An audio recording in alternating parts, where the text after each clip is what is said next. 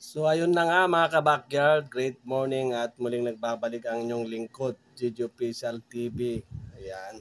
So ngayon mga ka-backyard, nung nakaraang araw nag-usap tayo, nagturo ako kung paano magpurga.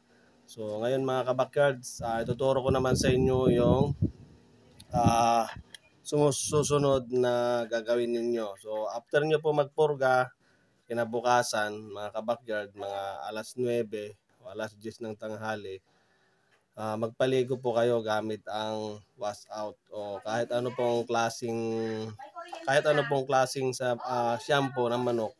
Magpaligo po kayo mga kabakyard kasi kinakailangan talaga na ang ating alagang manok ay mapaliguan kasi yung mga kuto dapat matanggal din sa kanilang mga balahibo mga kabakyard. Hindi lang po yung internal ang ating pupurgain, dapat yung sa labas din ng katawan nila, yung mga parasite na yan ay maaari makakabawas po yan ng pulang dugo nila at doon makaka-epekto doon sa katawan nila na sila ay manghihina, so matamlay.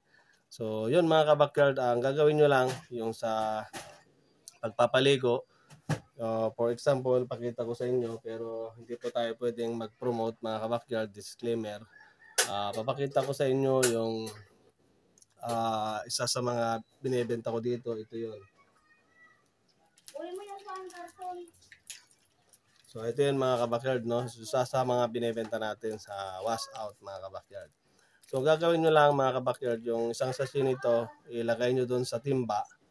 Yung tamang pag nilubog nyo yung alaga nyo is aabot hanggang sa kanyang katawan, no? So tamang lublob lang o kalahating tubig lang sa timba. Yan. At least pagka nilubog nyo yung manok nyo mga kabakyard is lulubog talaga yung buong katawan. Then saka nyo po hugasan ng hugasan, lahat po sa ilalim ng pakpak, dyan po nagtatago yung mga kuto minsan, yung mga parasite.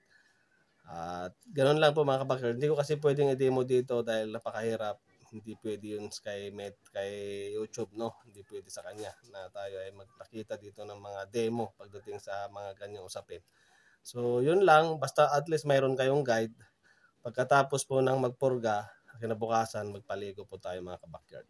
So yun lang mga kabakyard, hanggang dito na lang. Kung bago ka sa aking channel, shout out sa iyo, mag-subscribe ka na sa aking channel, pindutin ang notification bell.